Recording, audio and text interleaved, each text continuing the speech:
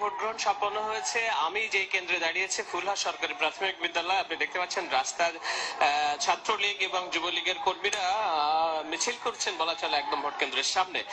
কারণ হচ্ছে যে 4টার পরে বেশ কিছু মানুষ তারা ভোট কেন্দ্রে ঢোকাতে চেয়েছিলেন, কিন্তু এখানকার আইন শৃঙ্খলা রক্ষাকারী বাহিনীর সদস্যরা সেই কাজে বাধা দিয়েছেন। আজ সারাদিন নিঃসন্দেহে বলতে হয় যে আইন শৃঙ্খলা রক্ষাকারী বাহিনীর সদস্যরা খুব তৎপর এবং সৎ জায়গা থেকে দায়িত্ব পালন করার চেষ্টা করেছে বলে আমাদের চোখে ধরা পড়েছে এবং আমরা কিছু নমুনাও দেখেছি। এবং সেই দায়িত্ব পালন করতে গিয়ে কোথাও কোথাও স্থানীয় সংসদ সদস্যের কাছ থেকে বাধার সম্মুখীন হয়েছে। ঘটনাটা বলবেন কি হয়েছে? না, ওই যে মদনপুর ইউনিয়ন এবং ধামকড় ইউনিয়ন, পুলিশের প্রোগ্রাম অনুযায়ী ওই দুইটা ইউনিয়নের সেক্টর ইনচার্জ ছিলাম আমি, সাব সেক্টর ইনচার্জ। তো আমি মদনপুর ইউনিয়নের কেওডালা কেন্দ্রে যখন গিয়েছি যে ওখানকার পরিস্থিতি কি জানার জন্য, প্রত্যেক কেন্দ্রে কেন্দ্রে ভিজিট করতেছি, তখন ওখানকার কেন্দ্রের পুলিশ ইনচার্জ, প্রিজাইডিং অফিসার এবং মোবাইল স্ট্রাইকিং ফোর্সের অফিসার আমাকে জানালো যে ওখানকার সালাম চেয়ারম্যান, মদনপুর ইউনিয়নের চেয়ারম্যান, উনি এসে বলছেন যে পুলিশের কেউ এখান থেকে মাথা নিয়ে যেতে পারবে না, পুলিশের কেউ মাথা নিয়ে যেতে পারবে না, আনসার পুলিশ আইন শৃঙ্খলা বাহিনীর কেউ বেঁচে থাকবে না, একটা এখান থেকে যেতে পারবে না আমাকে যদি এখানে কাজ করতে না দেওয়া হয়। আপনি তাকে অ্যারেস্ট করেননি? আমার কথা শুনেন প্লিজ। তো আপনার এখানে কাজ করতে দিতে হবে, আমার মতো করে কাজ করতে দিতে হবে, আদারওয়াইজ কেউ যেতে পারবে না। এই কথা শোনার সাথে সাথে চেয়ারম্যান সেখানে ছিল না, আমি লোকজন পাঠাইছি যে চেয়ারম্যানকে নিয়ে আসো, তার সাথে কথা বলবো। চেয়ারম্যানকে লোক পাঠানোর ফলে চেয়ারম্যান আসেনি। তখন চেয়ারম্যান আরেকজনের টেলিফোনে আমার সাথে কথা বলেছেন এবং টেলিফোনে আমি ওনাকে জিজ্ঞেস করলাম আপনি কি ভোট দিয়েছেন? হ্যাঁ দিয়েছি। তো তাহলে আপনি আজকের জন্য শুধু একজন ভোটার, এর বেশি কিছু নন। আপনি ভোট দিলে ভোট দিয়ে চলে যান, আপনি কারো ভোটে ডিস্টার্ব করবেন না, আপনার ভোটেও কেউ ডিস্টার্ব করবে না। এই কথা বলার পরে উনি বলতেছে যে আপনি কি আমাকে থ্রেট দিচ্ছেন? আমি বললাম থ্রেট তো আমি দিচ্ছি না, থ্রেট আপনি দিলেন আমার লোকজনকে। আপনি বলছেন যে পুলিশের কেউ মাথা নিয়ে যেতে পারবেন না। তা বলছে আপনি কি, আপনার নাম কি, পরিচয় কি, আপনি থাকেন ওখানে, আমি আপনাকে দেখাচ্ছি। এই কথা বলার সাথে সাথে আমি আমার পুলিশ সুপারকে জানাই।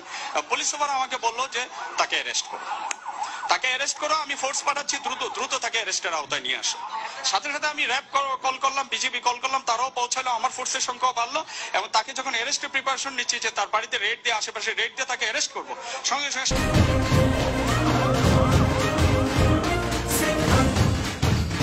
শামীম ওসমান সাহেব আমাকে ফোন দিল যে আমি সংসদ সদস্য শামীম ওসমান বলছি। আমি বললাম যে কেমন আছেন।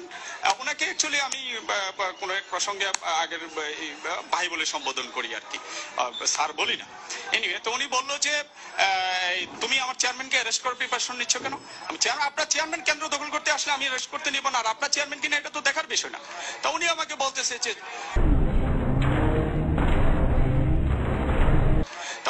বলতেছে যে প্লিজ, আমি শামীম ওসমান বলছি, আমি কাউকে প্লিজ বলি না, আমি বলছি গিভ হিম দ্য ক্লিয়ারেন্স।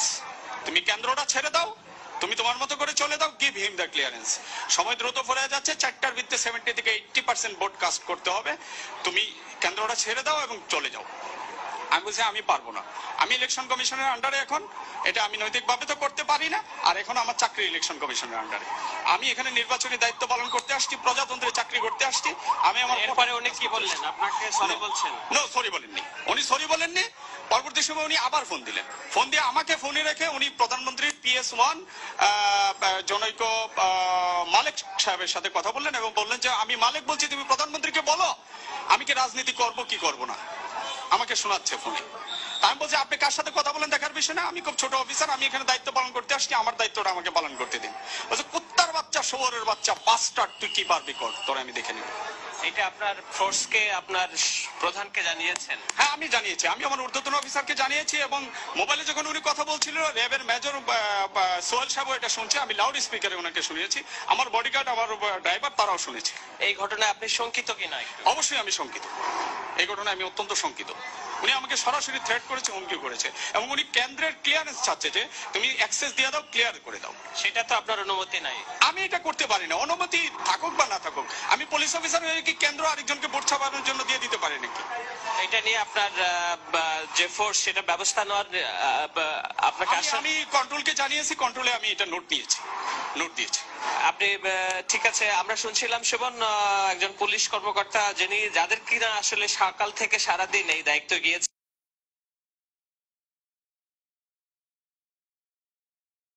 जिसमें है दम तो वक्त बाजीराव सिंह का।